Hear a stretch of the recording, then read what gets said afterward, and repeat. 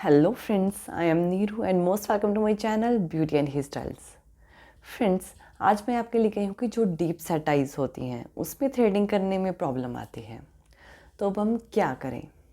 देखिए, deep set eyes में क्या होता है ना कि ये वाला जो एरिया होता है ये बहुत ज़्यादा अंदर होता है, डिग होती है इन दोनों साइड्स पे, और ये बहुत ही ज़्यादा कर्व में होता है। जब भी आप थ्रेड चलाओगे, थ्रेड हमेशा सीधा चलता है, ठीक है।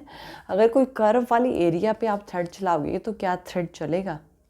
जी नहीं, कर्व वाले एरिया पे थ्रेड नहीं चलता है। ओब्वियसली कि थ्रेड के लिए जो एरिया है वो प्लेन होना चाहिए।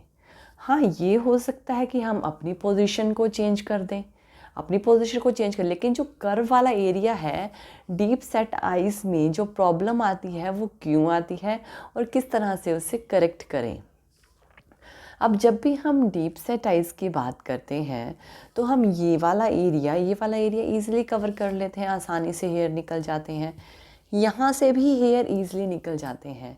लेकिन जो ये वाले हेयर होते हैं ना, और इसके अंदर के हेयर होते हैं, यहाँ पे बहुत ज़्यादा हेयर रह जाते हैं और बहुत ही छोटे छोटे दिखाई भी देते हैं और वो निकलते भी नहीं हैं। तो क्या करें? देखिए, ये प्रॉब्लम सबके साथ ही है। देखिए, जब भी हम थ्रेडिंग करते हैं, मैं कह दूँ, जब भी आपको ये वाले हेयर, चाहे वो डीप सेट आइज हों चाहे ना हो, सीधी सी बात है, पूरी थ्रेडिंग हो चुकी है अगर आपकी, तो आपने इस एरिया को जस्ट ऐसे होल्ड करना है, ऊपर की साइड, नीचे से पकड़ना नहीं है, जस्ट ऊपर ऊपर से होल्ड करें।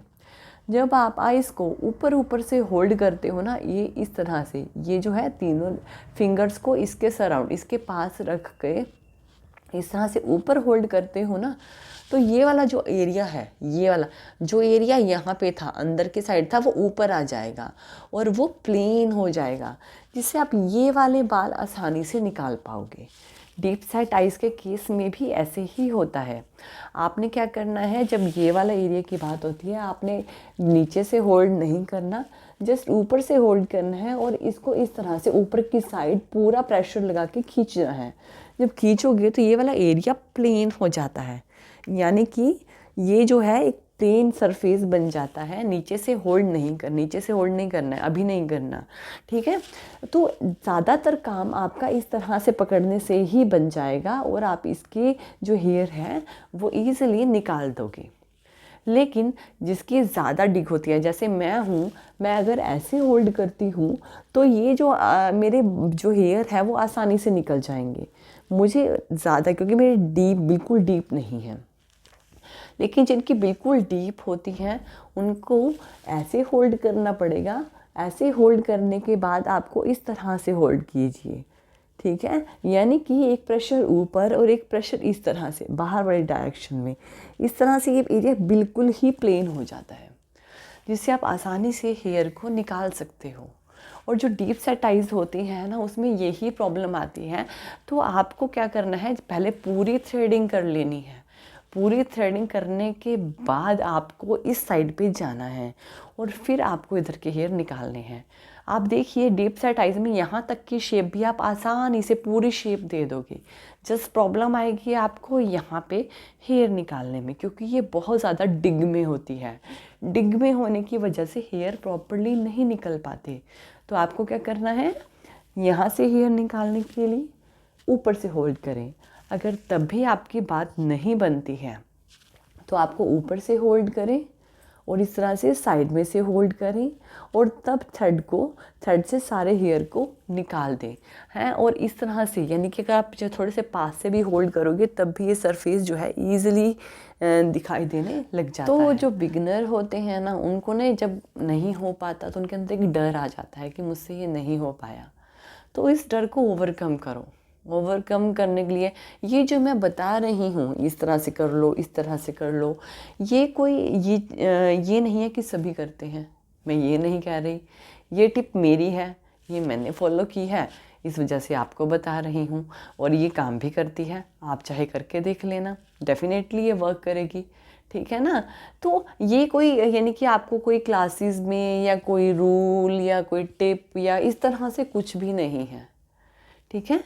कुछ चीज़ें ना आपको अपने अकॉर्डिंग देखनी पड़ती हैं। अब ये चीज़ मुझे किसी ने बताई नहीं, मैं सीख रही तब भी मुझे किसी ने नहीं बताई। लेकिन ये चीज़ आपको अपने अकॉर्डिंग देखनी पड़ती है, समझ रहे हो ना।